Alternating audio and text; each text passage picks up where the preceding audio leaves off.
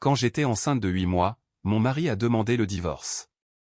Toi et ce bébé allez me freiner, a-t-il dit. 19 ans plus tard, il est réapparu en exigeant de rencontrer son fils. Il n'avait aucune idée de qui était vraiment mon fils. J'étais dans une pièce pleine de chaussures lustrées et d'argent tranquille quand mon ex-mari a souri et a dit « Voici mon fils ». Et mon garçon l'a regardé droit dans les yeux et a répondu « Non, monsieur. Je ne le suis pas ».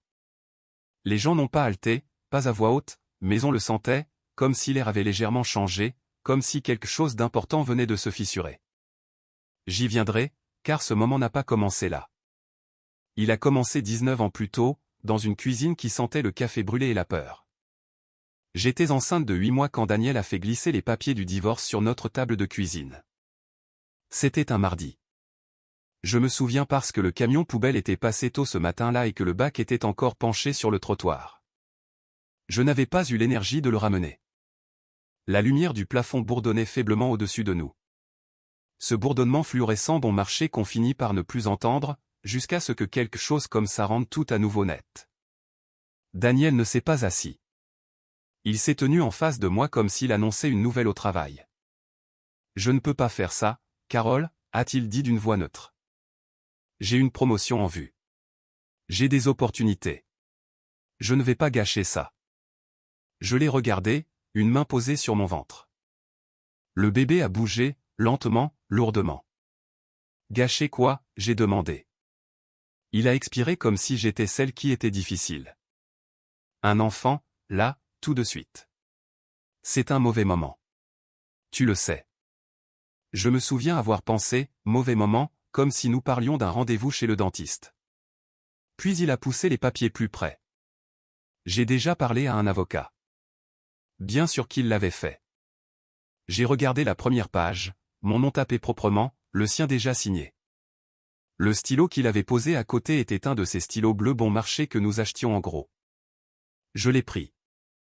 Ma main tremblait tellement que la pointe a égratigné le papier avant même de le toucher. L'encre a légèrement bavé. Non pas parce que j'avais peur, mais parce que j'étais en colère. En colère contre lui. En colère contre moi-même. En colère d'avoir cru, vraiment cru, que l'amour était suffisant pour empêcher quelqu'un de partir. J'ai signé. Pas de cri, pas de scène, juste le grattement silencieux du stylo sur le papier et cette lumière bourdonnante au-dessus. Il a pris les papiers, a jeté un coup d'œil à la signature, et a fait un petit signe de tête comme si nous venions de conclure une transaction. « Je viderai mes affaires d'ici le week-end », a-t-il dit. Puis il a pris ses clés et est parti. La porte a claqué derrière lui. Et juste comme ça, la maison est devenue plus grande, plus vide. Je suis resté là longtemps, une main toujours sur mon estomac, l'autre posée sur le bord de la table où un cahier à spirales usées était ouvert. Ce cahier contenait des chiffres de course, des couches, du lait, le prix du bus. Je suivais chaque dollar depuis des semaines.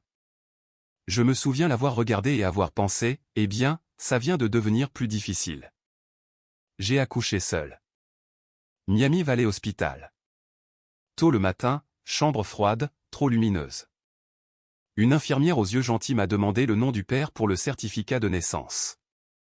J'ai secoué la tête. Il n'y en a pas. Elle a fait une pause, puis a hoché la tête comme si elle avait déjà entendu ça. Le travail a été long, douloureux, du genre qui enlève tout le reste jusqu'à ce qu'il ne reste plus que toi, ton corps et la force que tu peux trouver. Et puis il a pleuré, fort, puissant, presque en colère. Ils l'ont posé sur ma poitrine et je me souviens avoir ri et pleuré en même temps. « Salut », ai-je murmuré. « Salut, bébé. » Je l'ai nommé Ethan. Et à ce moment-là, quelque chose a changé en moi. Le genre de changement que l'on ne comprend pas entièrement avant des années.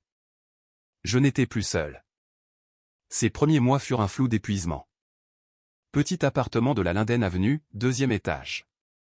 L'escalier grinçait chaque fois que je montais les courses. Je travaillais à temps partiel dans une épicerie en bas de la rue, quand je pouvais trouver une garde d'enfants. Plus tard, j'ai trouvé un poste de réceptionniste dans un petit cabinet d'avocat. Rien de chic, juste répondre au téléphone, classer des papiers, faire du café. Le soir, après qu'Ethan se soit enfin endormi, je m'asseyais à la table de la cuisine avec ce même cahier à spirale.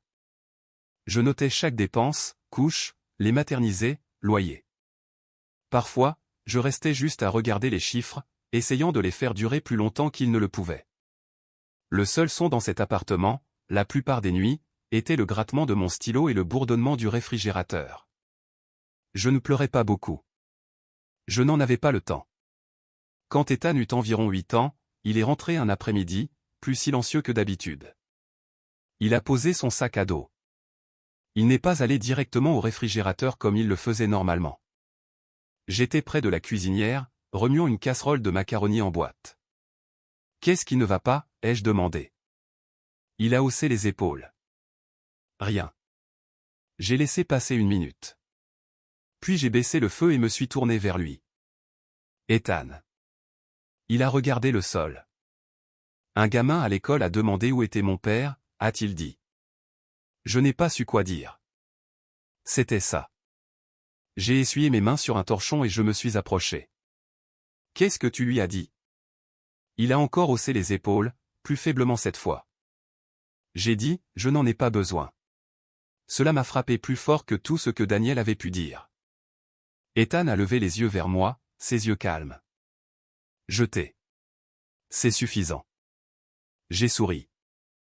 Je crois que j'ai dit quelque chose comme, c'est ça. Mais plus tard ce soir-là, après qu'il soit allé se coucher, je suis resté dans la cuisine avec ce même vieux cahier ouvert devant moi et j'ai pleuré. Non pas parce que j'étais triste, mais parce que j'avais réalisé quelque chose. Je ne pouvais pas me permettre de rester là où j'étais. Pas comme ça. Pas si je voulais que son monde soit plus grand que le mien. Le lendemain matin, j'ai demandé à l'un des avocats du bureau des cours du soir. C'est ainsi que tout a commencé. Sinclair Community College, cours du soir, études de droit. Je quittais le travail, prenais Ethan, préparais le dîner, l'aidais à faire ses devoirs, puis je m'asseyais à la table de la cuisine avec des manuels étalés. Il s'asseyait en face de moi, parfois en coloriant ou en faisant ses propres devoirs. Plus d'une fois, j'ai levé les yeux et je l'ai trouvé endormi, la tête posée sur un livre ouvert. Une nuit, je me suis penché et j'ai caressé ses cheveux. J'apprends ça pour que personne ne puisse plus jamais nous coincer, ai-je murmuré. Il ne m'a pas entendu, mais je le pensais. Ce cahier à spirale a changé avec le temps. Les premières pages étaient des chiffres, un budget serré et minutieux. Puis vinrent des notes griffonnées de cours, des définitions, des noms d'affaires que j'avais du mal à prononcer au début. À la fin, c'était un mélange des deux. Survie et connaissance au même endroit. Un peu comme moi. Les années passèrent. Je suis passé de réceptionniste à assistante juridique, puis à parajuriste. Rien du jour au lendemain, rien de glamour. Juste se montrer, apprendre, s'améliorer un peu chaque année. Ethan grandissait de la même manière. Calme, observateur, vif. Il ne parlait pas beaucoup de ne pas avoir de père. Il n'avait pas besoin de le faire. Nous avions notre propre rythme. Le jour où j'ai obtenu mon diplôme, il avait 18 ans. Auditorium du collège communautaire, chaise pliante, famille serrée. J'ai traversé cette scène dans une robe empruntée, mon cœur battant plus fort qu'il ne l'avait fait depuis des années. Quand ils ont appelé mon nom, j'ai entendu une voix plus forte que les autres. C'est ma mère.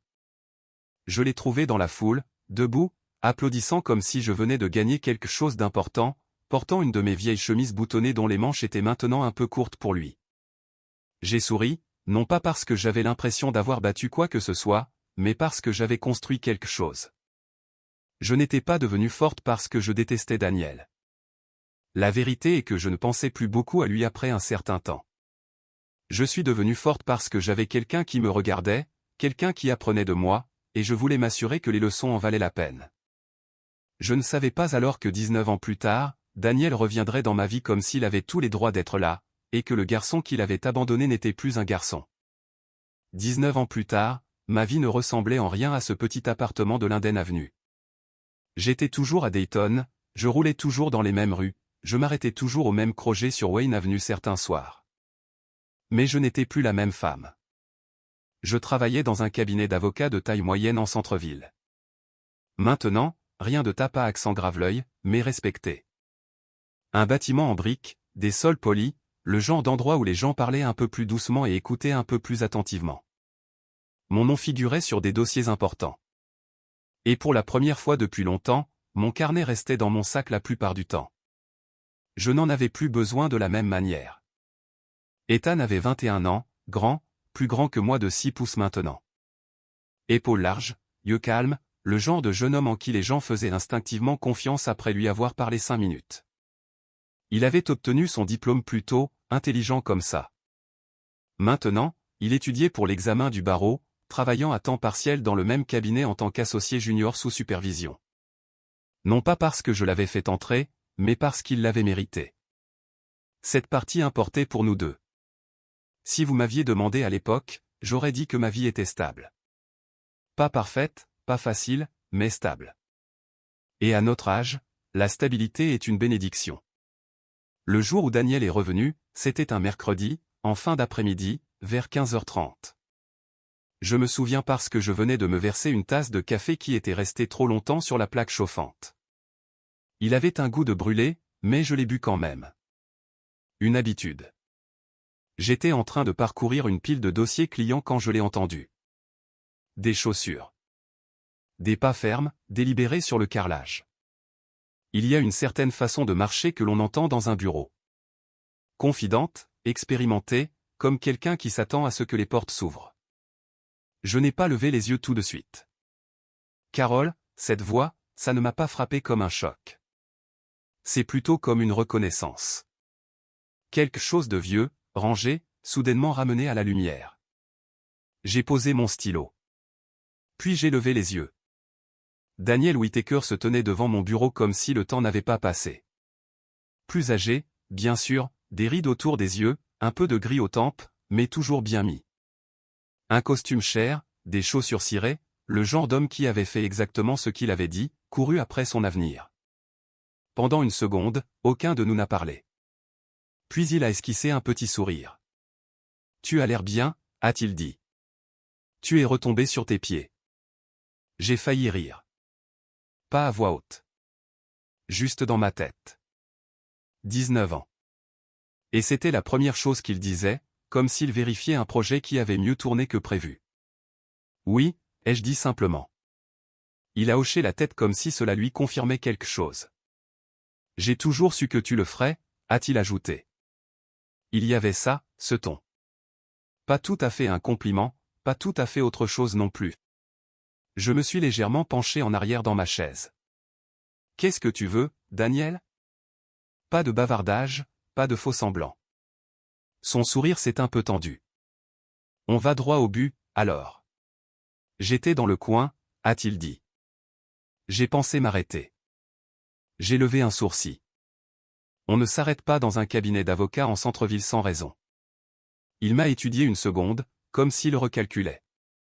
Puis il a soupiré. D'accord, a-t-il dit. Fair play. Il a ajusté sa veste. Je pense qu'il est temps que je rencontre mon fils. C'était ça. Pas d'excuses, pas d'explications, juste une demande. Aucune attente. Je n'ai pas réagi tout de suite. Je ne lui ai rien donné. À l'intérieur, cependant, quelque chose a changé. Pas de colère. Pas exactement. Plutôt de la clarté.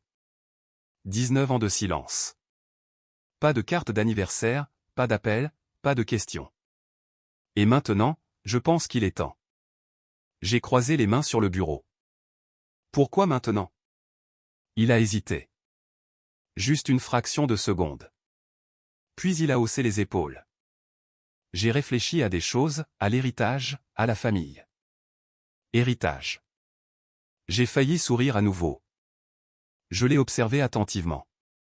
Le costume, la montre, la façon dont il se tenait, réussi en apparence, mais il y avait autre chose aussi.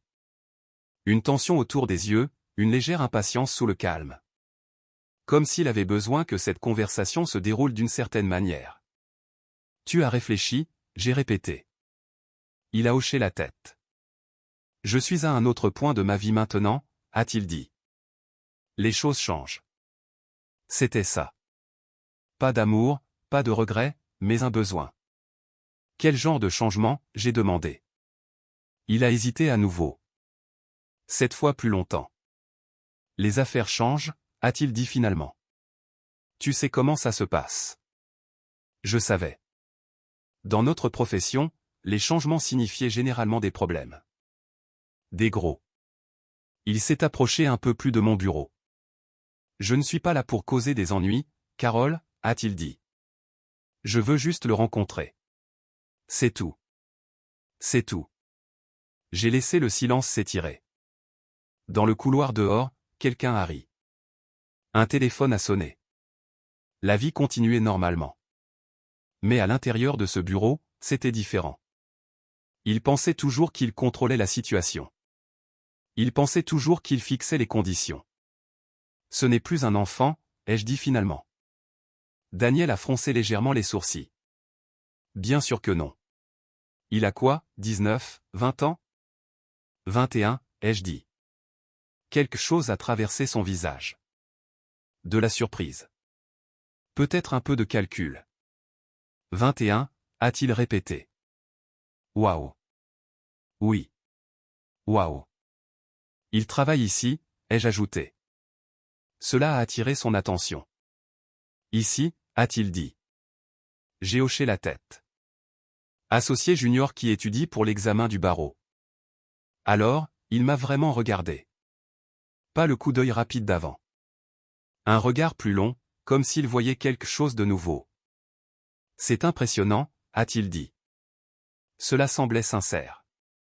Pour la première fois depuis qu'il était entré, quelque chose de réel a transparu. C'est lui qui a fait ça, ai-je dit, tout seul. Daniel a hoché la tête lentement. J'aimerais le rencontrer, a-t-il répété. Plus doux cette fois, ne demandant toujours pas, mais plus près. Je me suis de nouveau penché en arrière dans ma chaise, l'ai étudié. Il y a toutes ces années, j'avais cru connaître cet homme. Cru comprendre ce qui comptait pour lui. Il s'avère que je n'en avais compris qu'une partie. La partie qui est partie. Je lui parlerai, ai-je dit.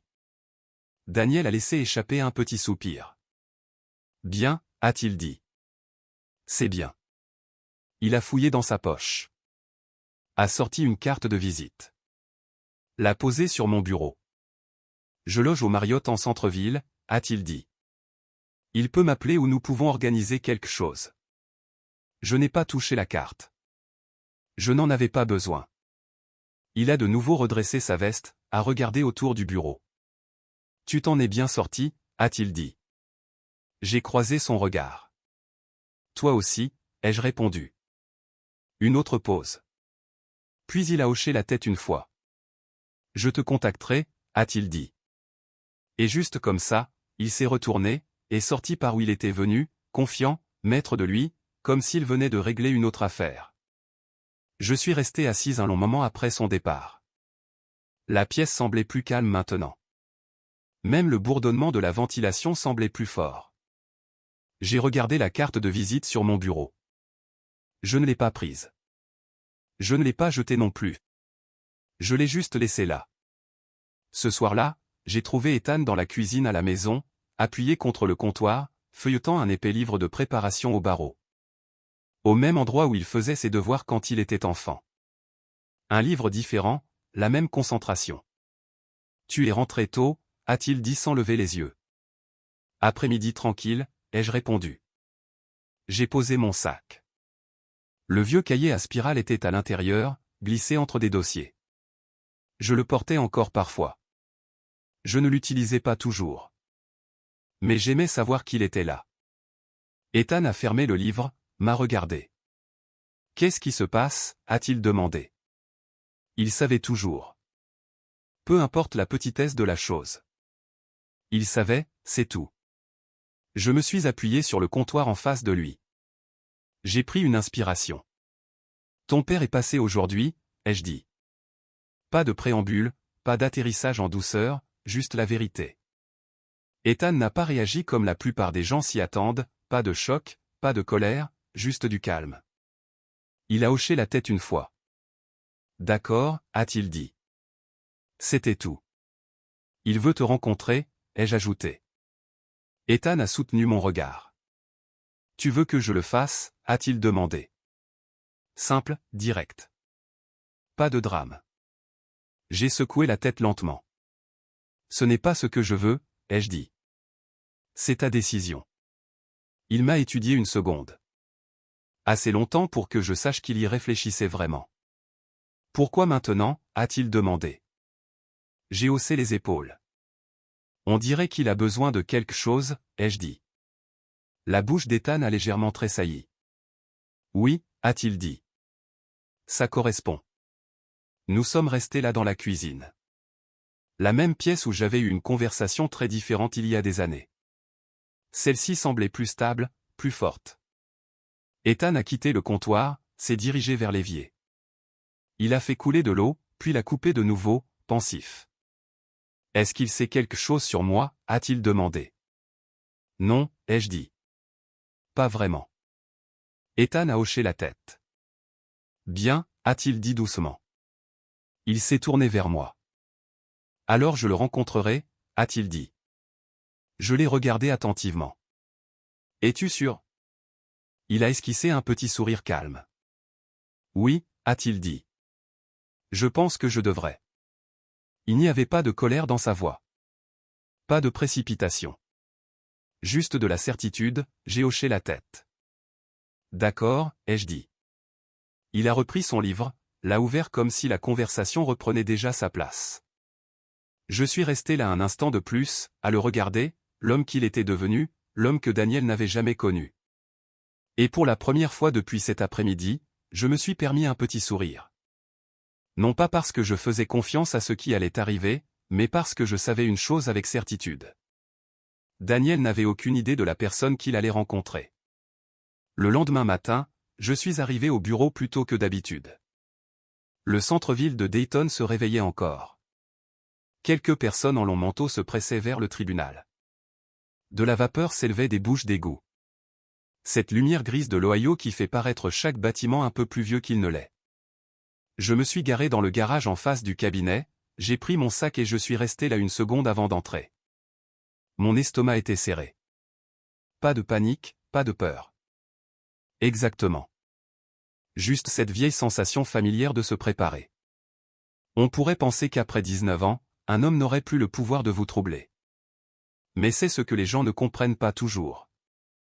Il ne s'agit pas d'amour. Il ne s'agit même pas de haine. Parfois, c'est juste la mémoire. Le corps se souvient de ce que l'esprit a déjà classé. Je suis monté, j'ai ouvert mon bureau et je me suis assise à mon bureau. Puis j'ai ouvert mon sac et j'ai sorti le cahier à spirale. La couverture était cornée aux angles. Les lignes bleues à l'intérieur s'étaient estompées sur les pages plus anciennes. Liste de courses, montant de loyer, lait en poudre, chaussures d'école, solde de service public. Les pages suivantes contenaient des termes juridiques griffonnés dans les marges, des notes de conférence, des références de cas, des numéros de téléphone, des échéances. Toute ma vie d'adulte était dans ce petit carnet.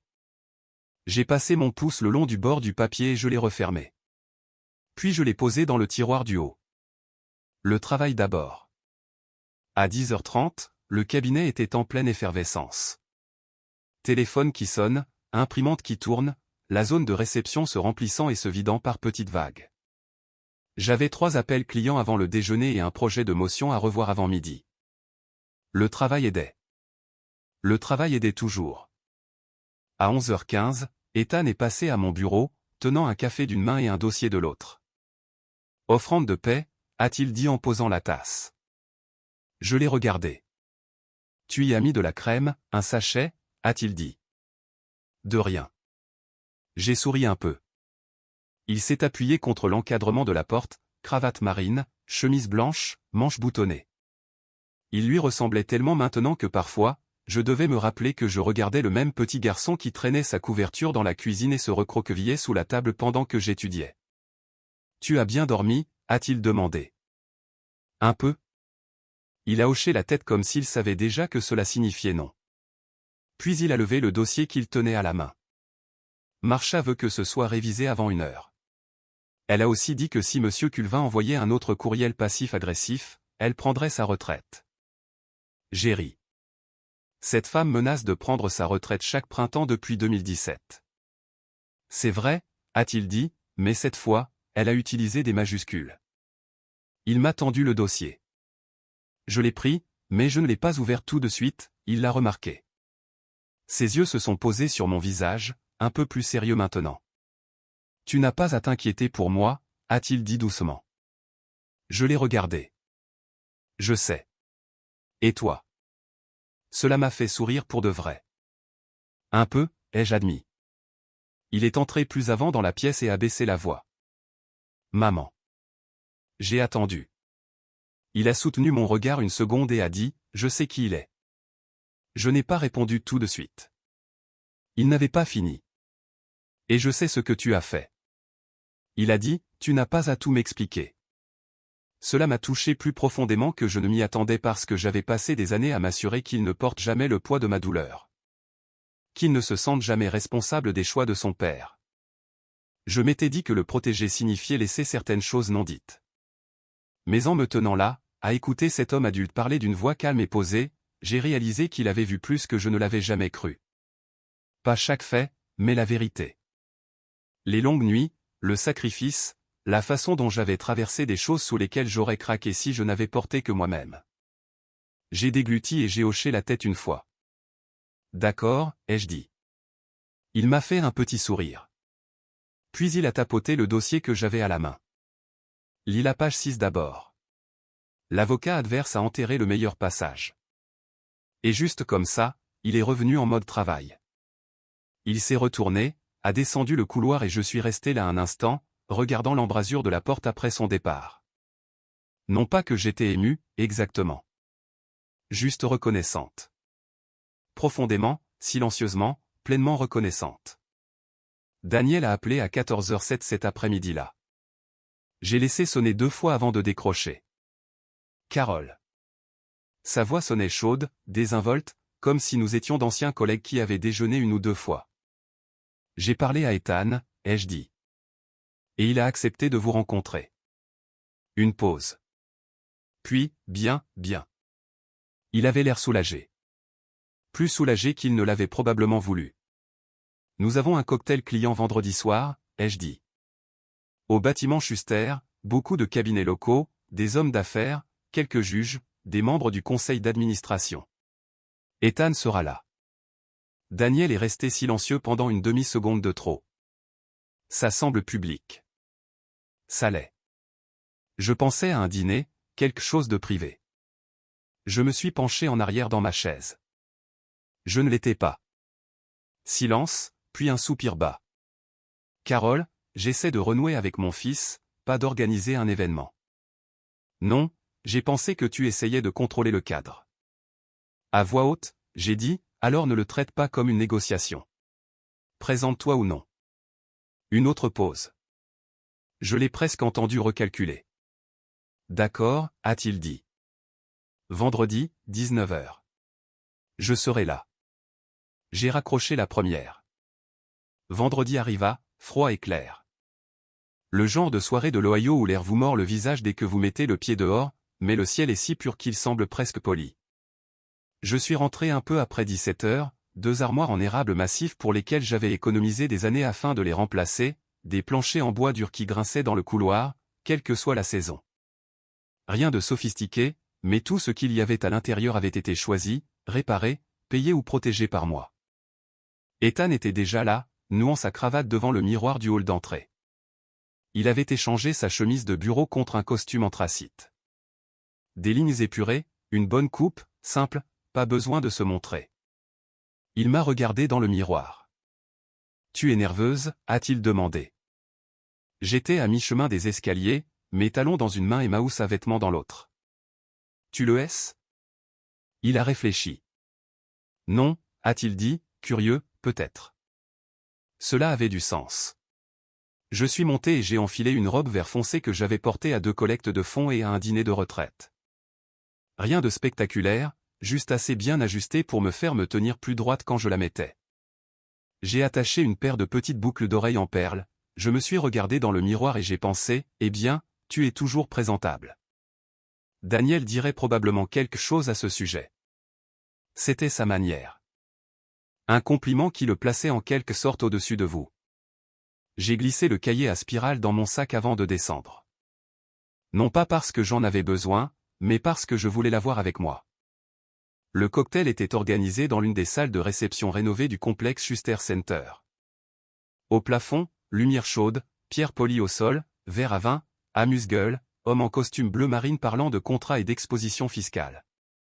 Femme en vestes ajustées parlant avec le genre de confiance exercée qui vient d'années passées à devoir prouver qu'on a sa place dans des pièces comme celle-là. Mon genre de pièce, finalement. Ça n'avait pas toujours été le cas. Ethan et moi sommes arrivés ensemble juste avant 19h. L'événement battait déjà son plein. Conversation discrète, jazz doux diffusé par un système de haut-parleurs cachés dans les murs, éclat de rire occasionnel près du bar. Il y a un son que les événements chic ont. Pas plus fort que les ordinaires, juste plus doux, plus amorti. Je me suis enregistré, j'ai salué 2 partenaires, j'ai bavardé rapidement avec un juge des successions que je connaissais depuis des années, et j'ai pris une eau pétillante sur un plateau qui passait. Puis j'ai vu Daniel. Il était près du bar, une main autour d'un verre de thé glacé ou de bourbon, je ne pouvais pas le dire de loin. Costume foncé, cravate rouge, la même posture soignée. Et à côté de lui, sur le comptoir du bar, se trouvait une longue boîte cadeau rectangulaire enveloppée de papier glacé. J'ai failli fermer les yeux. Bien sûr. Quand il nous a vus, son expression a changé, s'est éclaircie, s'est adoucie, son visage public parfaitement en place. Il s'est approché de nous avec une confiance facile. « Carole » a-t-il dit avec un signe de tête, puis s'est tourné vers Ethan. « Ethan » Mon fils lui a jeté un regard poli, impénétrable. « Monsieur Whittaker » a-t-il dit. « Pas, papa, pas, Daniel, pas même, monsieur. » Juste assez de distance pour faire passer le message. Daniel l'a bien caché, mais j'ai vu le frisson. Minuscule, rapide. Puis il a souri et a tendu la boîte cadeau. « Je t'ai apporté quelque chose » a-t-il dit. « Juste un petit cadeau. » Ethan l'a regardé, puis l'a regardé. « Vous n'aviez pas besoin de faire ça. »« Ce n'est rien » a dit Daniel. « Vas-y. » Ethan a pris la boîte, car la refuser sur le champ aurait fait une scène trop tôt. Il a soulevé le couvercle. À l'intérieur se trouvait une montre de luxe, argentée, lourde, chère, le genre de cadeau qu'un homme achète quand il ne connaît rien de la personne et espère que le prix peut remplacer l'histoire. Ethan l'a regardé un instant, puis a refermé la boîte. « Merci » a-t-il dit. Son ton était parfait. Poli, neutre, impossible à interpréter. Daniel a semblé encouragé par cela. « Je pensais qu'un jeune avocat pourrait utiliser une montre appropriée » a-t-il dit. Quelque chose pour la prochaine étape de la vie. J'ai pris une gorgée d'eau pétillante pour ne pas dire ce qui me traversait l'esprit. Parce que ce que je voulais dire, c'était, vous avez manqué 18 anniversaires et vous arrivez avec une montre. Au lieu de cela, je suis resté là, calme, et j'ai regardé mon fils se débrouiller. Il a posé la boîte sur une table basse à proximité. C'est attentionné, a-t-il dit. Encore une fois, parfait. Pas de chaleur, pas de manque de respect, juste assez de lest. Un associé gérant nommé Neil Jameson est arrivé un instant plus tard, souriant, la main déjà tendue. « Carole, Ethan » a-t-il dit. « Content de vous voir tous les deux. » Puis Daniel a mis en marche ce charme social dont je me souvenais si bien. « Daniel Whittaker » a-t-il dit, serrant la main de Neil. « Vieil ami de la famille. »« Vieil ami. » J'ai failli rire dans mon verre. Neil a hoché la tête poliment, déjà à moitié tourné vers la personne suivante. Mais Daniel a continué à parler. « La famille signifie plus pour moi ces jours-ci que les affaires, franchement, » a-t-il dit. À un moment donné, on réalise que l'héritage est tout. Les yeux d'Ethan se sont posés sur les miens un bref instant. Puis de nouveau sur Daniel. Il n'y avait aucune expression sur son visage, juste du calme. Et d'une certaine manière, c'était plus fort que la colère n'aurait pu l'être.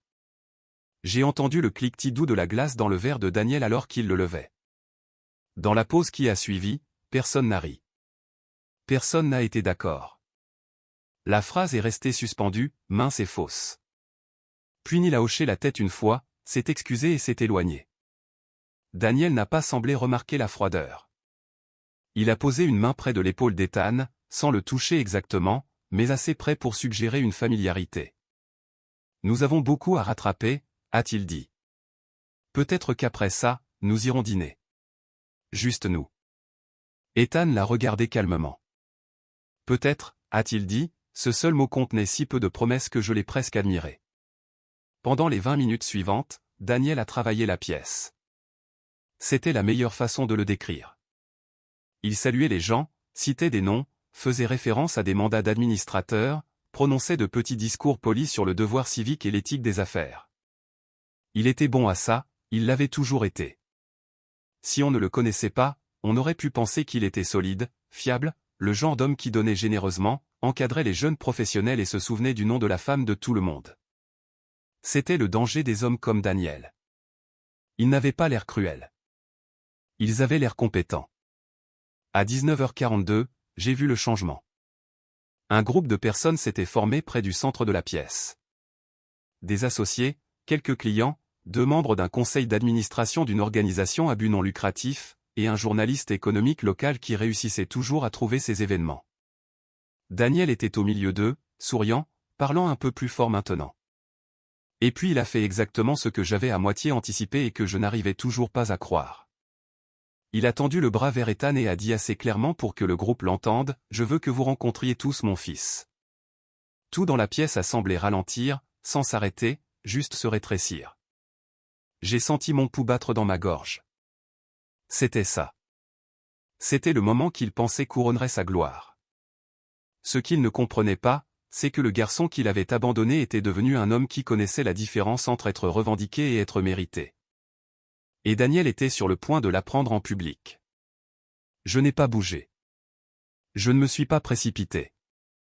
Je n'ai pas interrompu. C'était l'une des choses les plus difficiles que j'ai jamais apprises en tant que mère, savoir quand l'aide serait en fait un obstacle. Daniel se tenait là, dans cette douce lumière dorée, une main toujours à moitié levée vers Ethan, souriant comme s'il venait de boucler une boucle que personne d'autre ne pouvait voir. Quelques personnes se sont tournées. Quelques autres se sont arrêtés au milieu de leur conversation. Pas assez pour rendre la scène théâtrale, juste assez pour qu'elle compte. Ethan l'a regardé une longue seconde. Puis il a fait un tout petit signe de tête. « Bonsoir », a-t-il dit au groupe. Calme, stable, professionnel. C'était mon fils. Il ne se jetait pas sur les moments. Il les laissait venir à lui. Daniel a semblé satisfait de l'absence de résistance. Il s'est un peu rapproché. Tout son charme facile était de retour. Ethan fait vraiment bonne impression, a-t-il dit au groupe. Esprit vif, bons instincts. Il a clairement la fougue des Whittaker. C'était ça. Ce vieux tour. Arriver en retard et revendiquer le mérite du produit fini. L'une des femmes présentes, Laura Henning, membre du conseil d'administration d'une fondation locale, a souri poliment et a dit « Eh bien, c'est gentil. » Mais même de là où j'étais, je pouvais entendre la fragilité de cette phrase. La pièce ne s'était pas penchée vers lui. Elle était devenue prudente. Ethan a posé son verre intact sur un plateau qu'un serveur passait. Puis il a redressé ses manchettes. Petit geste, petit mouvement, mais je le connaissais. Je savais quand il se posait. Daniel a continué. Nous avons hâte de passer du temps ensemble, a-t-il dit. Trop d'années perdues. Ce mot, perdu. Comme un trousseau de clés égarées. J'ai senti quelque chose de chaud et rapide traverser ma poitrine. Pas assez pour me faire trembler, juste assez pour me rappeler que la blessure avait cicatrisé, mais n'avait pas disparu. Puis Ethan a parlé. Sa voix n'était pas forte. Elle n'avait pas besoin de l'être. Je pense qu'il y a eu un malentendu, a-t-il dit. Le sourire de Daniel est resté en place, mais de justesse. Oh. Ethan a jeté un coup d'œil autour du petit cercle, puis à nouveau vers lui. Vous m'avez présenté comme votre fils. Une pause, puis Daniel a ri doucement, comme s'il y avait une blague cachée là-dedans. Eh bien, a-t-il dit, vous l'êtes. Pas de colère sur le visage d'Ethan, pas de tension, juste la même immobilité mesurée. Je m'appelle Ethan Whittaker, a-t-il dit. Cette partie est vraie. La pièce est devenue plus silencieuse, mais pas totalement silencieuse. Ces choses ne sont jamais silencieuses dans la vraie vie. Il y a toujours un verre posé quelque part, un rire lointain d'un autre coin, des chaussures sur la pierre. Mais autour de ce groupe de personnes, le son a semblé reculer un peu. Daniel a pris une gorgée de son verre. La glace a cliqué une fois contre le côté, et il a demandé. Ethan l'a regardé. Vraiment regardé. Puis il a dit, « Mais je ne suis pas votre fils d'une manière qui compte. » Personne n'a bougé. Laura Henning a cligné des yeux. L'un des plus jeunes associés a failli s'étouffer avec sa boisson et l'a dissimulé avec une toux. Daniel a baissé son verre lentement. Maintenant, si Daniel avait été un homme plus petit en ego, je veux dire, il aurait peut-être reculé à ce moment-là. Il aurait peut-être souri d'un air contraint, hoché la tête et sauvé le peu de dignité qui lui restait. Mais les hommes comme lui font presque toujours la même erreur. Ils pensent que la confiance peut survivre à la vérité. Son expression s'est durcie sur les bords. Ce n'est pas nécessaire, a-t-il dit doucement. Ethan n'a pas sourcillé. Je pense que ça l'est. J'ai commencé à marcher alors. Pas vite, juste assez pour être là si le moment l'exigeait.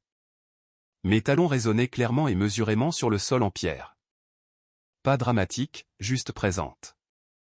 Au moment où je les ai atteints, le groupe s'était légèrement élargi, sans fuir, en faisant de la place. Daniel m'a vu et sa mâchoire s'est serrée. Carole, a-t-il dit comme si j'avais en quelque sorte fait en sorte que sa propre voix le trahisse. J'ai pris ma place à côté d'Ethan, pas devant lui. À côté de lui. Cela comptait aussi. Personne n'a parlé pendant une seconde. Puis Daniel a esquissé un petit sourire contraint et a essayé de réinitialiser la pièce. Je pense que c'est probablement une conversation de famille, a-t-il dit en jetant un coup d'œil autour de lui. Ethan a répondu avant que je ne puisse. Non, monsieur, a-t-il dit. Ce n'est plus privé depuis que vous l'avez rendu public. Ça a fait mouche. Un homme d'un des cabinets d'expertise comptable a baissé les yeux dans son verre. Les lèvres de Laura se sont serrées comme le font les femmes quand elles viennent de décider qui dit la vérité. Daniel s'est tourné plus entièrement vers Ethan maintenant. Sa voix a baissé. Je suis venu ici de bonne foi. Ethan a hoché la tête une fois. Vraiment? Ce n'était pas sarcastique. C'était la beauté de la chose. Il semblait sincèrement curieux. Daniel m'a regardé, puis Ethan. J'essaie de construire quelque chose ici. C'est alors qu'Ethan a esquissé le sourire le plus faible et le plus triste que je lui ai jamais vu. Construire, a-t-il dit. C'est un mot intéressant. Il a fouillé dans la poche intérieure de sa veste et en a sorti une grande enveloppe. Simple, de couleur crème, sans particularité. Je savais ce qu'il y avait dedans. Nous le savions tous les deux. Non pas que nous ayons mis en scène une vengeance fantastique dans une pièce sombre quelque part. Mais après que Daniel soit entré dans mon bureau et ait commencé à parler d'héritage, je suis rentré à la maison, j'ai ouvert mes vieux dossiers et j'ai vérifié chaque chiffre. Ordonnance de pension alimentaire, paiement manqué, calcul d'intérêt selon la loi de l'Ohio, avis jamais répondu. Obligations repoussées jusqu'à devenir des habitudes. Fait, date, totaux. Rien d'émotionnel dans le papier. C'est pourquoi ça fait si mal aux hommes comme Daniel. Ethan tenait l'enveloppe légèrement entre deux doigts. Les yeux de Daniel se sont posés dessus, puis se sont levés à nouveau. Qu'est-ce que c'est, a-t-il demandé. Le ton d'Ethan est resté courtois. Un résumé, a-t-il dit. 19 ans d'arriérés de pension alimentaire, de frais médicaux, de dépenses éducatives et d'intérêts légaux accumulés, préparés à partir des dossiers judiciaires et des documents justificatifs. Une longue pause. Daniel l'a fixé. Puis il a ri une fois, court, incrédule. Vous plaisantez. Nombre. Le mot est sorti plat et net. Le visage de Daniel a alors changé. Pas rouge, pas sauvage, juste plus mince en quelque sorte. Comme si tout le charme avait été épluché d'un seul mouvement. C'est de ça qu'il s'agit, a-t-il demandé, me regardant maintenant. L'argent, ai-je répondu avant qu'Ethan ne puisse. Non, ai-je dit. L'argent est la partie que vous pouvez compter. Ça a attiré son attention. Pendant une seconde, tout ce qu'il pouvait faire était de me regarder fixement. Puis il a dit, plus bas, plus mordant, alors vous avez monté ça. J'ai secoué la tête. Vous l'avez fait, ai-je dit, dès l'instant où vous avez franchi la porte de mon bureau et avez parlé de lui comme d'un bien manquant. Quelques personnes se sont rapprochées sans le vouloir. C'est la nature humaine. Personne ne veut manquer le moment où un homme élégant commence à craquer. Daniel a de nouveau regardé Ethan, comme s'il pouvait encore, d'une manière ou d'une autre, reprendre le contrôle de la situation. « C'est ridicule », a-t-il dit. « Vous ne savez même pas ce qui s'est passé à l'époque. » Et c'est à ce moment-là que j'ai enfin compris à quel point il avait mal imaginé mon fils. Parce qu'Ethan n'a pas élevé la voix. Il n'a pas accusé. Il n'a pas cherché la plus grande blessure de la pièce. Il a fait quelque chose de beaucoup plus difficile. Il a dit la vérité simplement. J'en sais assez. Il a dit, je sais que ma mère a travaillé 2 emplois quand j'étais petit. Je sais qu'elle a étudié à la table de la cuisine après minuit pendant que je dormais à côté de ses livres. Je sais qu'elle a gardé chaque reçu parce qu'il y a eu des années où 30 $ signifiaient l'épicerie ou l'essence, pas les deux. Ses yeux ont brillé une fois vers moi, puis sont revenus vers Daniel. Et je sais que vous n'étiez pas là. On sentait la pièce absorber ça, non pas comme des potins, mais comme un jugement. Daniel s'est redressé, essayant l'indignation maintenant que le charme l'avait quitté. Vous pensez me connaître à partir d'un seul côté de l'histoire? L'expression d'Ethan n'a pas changé. Non, a-t-il dit, je vous connais par votre timing. Celle-là a fait encore plus mal que l'enveloppe. Parce que c'était vrai.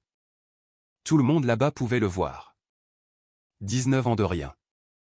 Puis une apparition dans une pièce avec des juges, des partenaires, des clients et des donateurs, une montre de luxe dans une boîte cadeau, un discours sur l'héritage. Ça aurait été drôle si ce n'était pas si insultant.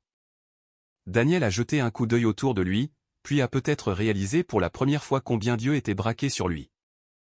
Sa voix a baissé d'un cran. Tu fais une erreur. Ethan a tendu l'enveloppe. Si vous voulez une relation, a-t-il dit, commencez par la responsabilité. Daniel ne l'a pas prise. Ne l'a pas touchée. Il l'a juste fixée comme si le papier pouvait brûler. Alors Ethan a baissé la main et a glissé l'enveloppe sur la table basse à côté de cette montre chère. 2 objets posés là ensemble, l'un acheté en 10 minutes, l'autre construit sur 19 ans. Cette image m'est restée. Daniel a expiré par le nez et m'a regardé avec un ressentiment ouvert maintenant. Tu l'as empoisonné contre moi. Il y a des accusations qui piquent toujours, quel que soit votre âge. Celle-là en faisait partie. Non pas parce que c'était vrai, mais parce que je savais combien de nuits j'avais travaillé pour m'assurer que ce ne le soit pas. J'ai gardé ma voix égale. Non, ai-je dit, je l'ai élevé sans lui mentir. C'est ce qui l'a fait craquer. C'était la première fois que son visage glissait vraiment. Pas assez pour que la plupart des gens le remarquent. Assez pour moi. Il a semblé soudainement plus vieux que lorsqu'il était entré. Plus petit aussi, comme si quelqu'un avait dégonflé une version de lui-même qu'il transportait depuis longtemps. Laura Henning a alors parlé, doucement mais clairement. Daniel, a-t-elle dit, je pense que ce n'est peut-être pas le soir pour le réseautage. Quelques têtes se sont détournées immédiatement, faisant semblant de ne pas entendre, ce qui, dans une pièce comme celle-là, est une forme de renvoi. Il l'a regardé, puis le groupe de personnes autour de nous et enfin Ethan. Il voulait toujours un moyen de s'en sortir qui le préserve. Je pouvais le voir. Ethan aussi. C'est pourquoi ce qu'il a dit ensuite a tant compté. Il ne l'a pas achevé avec quelque chose de cruel. Il lui a donné la vérité et l'a laissé faire ce qu'il voulait avec. Je ne vous empêche pas de changer, a-t-il dit. Je ne suis juste pas disposé à prétendre que vous l'avez déjà fait. C'était mon garçon. Pas vindicatif. Exact. Daniel a dégluti une fois, ses yeux sont allés de nouveau vers l'enveloppe puis s'en sont détournés. Pendant une seconde, j'ai cru qu'il allait enfin le dire. La seule chose qu'il aurait dû dire il y a 20 ans. Je suis désolé, mais certaines personnes préféreraient tout perdre plutôt que de s'agenouiller devant la vérité. Il a pris son verre à la place, l'a reposé presque immédiatement. La glace a fait un petit bruit sec. Puis il m'a regardé. Il y avait de la colère là, de la honte aussi. Et sous les deux, quelque chose d'autre, quelque chose qui ressemblait presque à de la confusion, comme s'il ne pouvait vraiment pas comprendre comment les personnes qu'il avait renvoyées étaient devenues les plus fortes de la pièce. J'ai soutenu son regard et j'ai dit la seule chose que je voulais dire. Nous n'avons pas ruiné votre avenir, Daniel. Nous avons juste vécu le nôtre sans vous. Pas de pause dramatique après ça. Pas d'applaudissements. La vraie vie ne fonctionne pas comme ça. Juste du calme. Il a regardé Ethan une dernière fois, mais Ethan s'était déjà éloigné de lui. Non pas avec peur, non pas avec hostilité, mais avec finalité. C'était pire. Daniel a ajusté ses manchettes, n'a pris ni la montre ni l'enveloppe, et a marmonné quelque chose comme « ce n'est pas fini ». Mais même lui ne semblait pas convaincu. Puis il s'est retourné et est sorti. Les mêmes chaussures cirées, un homme différent. Non pas que nous l'ayons brisé. La vie y travaillait probablement depuis des années. Nous l'avions juste rendu visible. La pièce est restée silencieuse une seconde de plus. Puis quelqu'un du contentieux, Dieu la bénisse, son petit cœur brut, a dit « Eh bien ». Quelques rires nerveux ont frémi et sont morts. Laura m'a doucement touché le bras. « Ça va ?» J'ai regardé Ethan. Il m'a fait un tout petit signe de tête, et j'ai réalisé que j'étais plus que bien, en fait. Stable, plus légère, comme si une porte que j'avais tenue fermée pendant 20 ans avait enfin cessé de repousser. Ethan a ramassé l'enveloppe, a laissé la montre là, et s'est tourné vers moi. « On y va ?» a-t-il demandé. J'ai souri. « Oui », ai-je dit. « J'y vais. » Nous avons remercié les personnes qui devaient l'être, dit bonsoir, traversé cette pièce chaude et chère, et sommes sortis dans l'air froid de l'Ohio. Les portes se sont refermées derrière nous. La ville avait de nouveau un son ordinaire. La circulation, le vent, une sirène au loin. Ethan a glissé ses mains dans les poches de son manteau et a levé les yeux vers le ciel sombre un instant. Puis il m'a jeté un coup d'œil. « Ça va ?» J'ai ri doucement. « Oui », ai-je dit. « Je crois bien que oui. » Il a hoché la tête. Nous avons marché ensemble vers le garage, nos pas résonnant sur le trottoir. Pendant un moment, aucun de nous n'a rien dit. Puis j'ai dit, « Tu n'avais pas à faire ça de cette façon. » Il m'a regardé de côté. « Je sais. » Il a dit, « Je voulais. » Quelques pas de plus. Puis il a ajouté, « Et aussi, pour l'histoire, cette montre était moche. » J'ai ri si fort que j'ai dû m'arrêter de marcher une seconde. Non pas que ce soit la chose la plus drôle que j'ai jamais entendue, mais parfois, le soulagement se manifeste par des rires. Quand j'ai repris mon souffle, j'ai glissé ma main sous son bras, comme je le faisais quand il était adolescent et prétendait ne pas aimer ça. Il ne s'est pas retiré. Nous avons continué à marcher et quelque part entre le Schuster Center et le parking, j'ai réalisé quelque chose de simple et d'étrange. J'avais passé des années à penser que la clôture se sentirait plus grande, plus bruyante, plus dramatique. Mais ce n'était pas le cas. C'était ça. L'air froid, les pieds endoloris, mon fils à mes côtés, un cœur tranquille. C'était suffisant. Plus que suffisant. Au moment où nous sommes arrivés au parking, le pire du froid s'était installé dans mes genoux. Cela arrive maintenant. Vous avez 50 ans et votre corps commence à accumuler les scores d'une manière qu'il ne faisait jamais auparavant. Ethan m'a ouvert la voiture le premier, de la même manière silencieuse qu'il faisait la plupart des choses. Pas de démonstration, pas de chichi, juste de la considération si profondément ancrée en lui qu'elle se manifestait comme une respiration. Je suis monté, j'ai posé mon sac par terre et je l'ai regardé une seconde avant de boucler ma ceinture. Le cahier à spirale était toujours à l'intérieur. Pendant un étrange instant, j'ai voulu le sortir là, dans le garage, et le tenir juste sur mes genoux. Non pas parce que j'avais besoin de réconfort, mais parce que je voulais sentir toute la distance entre « alors » et « maintenant ». Ethan a démarré le moteur et a mis le chauffage. Nous sommes restés là une seconde pendant que les bouches d'aération se réveillaient. Puis il m'a regardé et a dit, « Tu as faim. » Et c'est comme ça que la vraie vie se passe, n'est-ce pas? Une minute, vous regardez votre passé sortir d'une pièce humiliée. L'instant d'après, votre fils vous demande si vous voulez un sandwich. J'ai souri. Je meurs de faim, ai-je dit. Bien, a-t-il dit, parce que je pourrais manger un poulet rôti entier à main nue. Ça m'a fait rire à nouveau. Nous avons fini dans un petit restaurant de catering que nous aimions tous les deux. Banquette en vinyle, café noir, tarte tournant lentement dans une vitrine en verre près de la caisse. La serveuse appelait tout le monde, chérie, qu'elle le pense ou non. Nous nous sommes glissés dans une cabine près de la fenêtre. Ethan a desserré sa cravate. J'ai enlevé mes talons sous la table une minute et j'ai étiré mes orteils. La serveuse est venue avec les menus, puis a regardé Ethan et a dit « Vous ressemblez à votre maman ». Il a souri. Ça marche pour moi. Quand elle est partie, je l'ai regardé une seconde de plus que d'habitude. Il a remarqué ce qu'il a dit. J'ai secoué la tête. Rien. Ce n'était pas exactement vrai. Ce que je pensais vraiment, c'était ceci. Daniel avait passé 19 ans à manquer les meilleures parties. Pas les réalisations, pas les diplômes ou les titres ou le costume et la voix polie. Les vraies parties. La façon dont Ethan tenait toujours les portes ouvertes sans réfléchir. La façon dont il lisait la pièce avant de parler. La façon dont il pouvait me faire rire alors que je ne réalisais même pas à quel point j'étais tendu. La façon dont il était devenu un homme bon. Ce n'était pas un accident. Et ce n'était sûrement pas hérité d'un discours sur l'héritage autour d'un verre de bourbon. Nous avons commandé des clubs sandwich et des frites. Parce qu'après une nuit comme ça, personne n'a besoin de saumon sur un lit de roquette. Pendant quelques minutes, nous n'avons pas du tout parlé de Daniel. Nous avons parlé de travail, de savoir si Marsha le pensait vraiment cette fois-ci à propos de la retraite, d'un juge qu'Ethan avait observé cette semaine et qui, apparemment, avait l'habitude de nettoyer ses lunettes chaque fois que l'avocat adverse l'agaçait. Des choses normales. J'ai apprécié cela plus que je ne peux l'expliquer. Puis, quelque part entre l'arrivée des sandwichs et la deuxième tasse de café, Ethan m'a regardé et a dit « Est-ce qu'il a déjà envoyé quelque chose ?» Je savais ce qu'il voulait dire.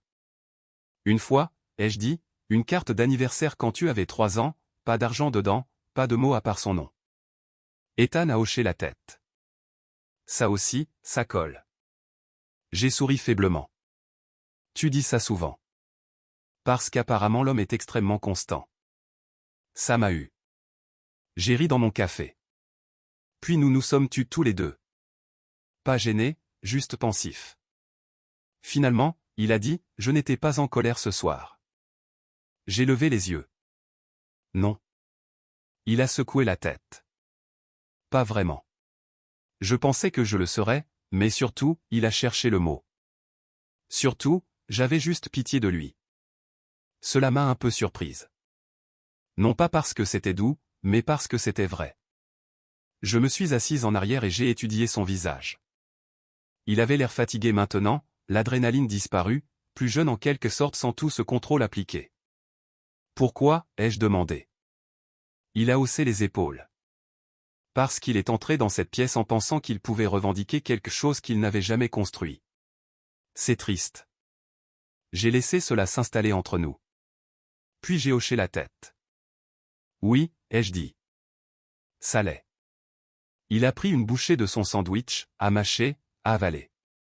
Puis il m'a regardé et a posé la question que je savais attendre toute la soirée. Pourquoi n'avez-vous jamais été plus dur avec lui?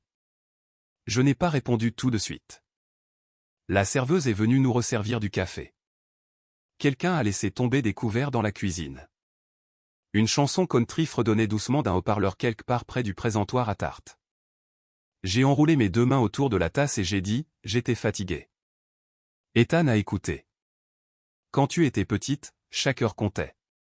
Chaque dollar comptait. J'ai tenu des registres. J'ai suivi les ordres en place. J'ai poussé quand je pouvais. Mais la plupart du temps, j'ai expiré. La plupart du temps, survivre me prenait tout ce que j'avais. Il a hoché la tête lentement. Je l'ai imaginé. Je ne voulais pas que toute ma vie se résume à courir après un homme qui m'avait déjà montré ce qu'il était. C'est sorti plus simplement que je ne l'avais prévu. Mais peut-être que la simplicité était juste. Ethan s'est penché en arrière. Je suis content que tu ne l'aies pas fait, a-t-il dit. Tu le hais? Oui. Il a pris une frite, me l'a montrée. Parce que si tu avais fait de toute ta vie une affaire à lui, tu n'aurais pas eu le temps de construire la tienne.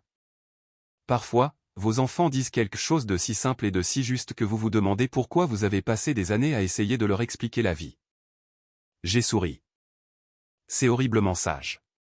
Je tiens ça de toi, aussi. Quand nous sommes rentrés à la maison était calme et chaude.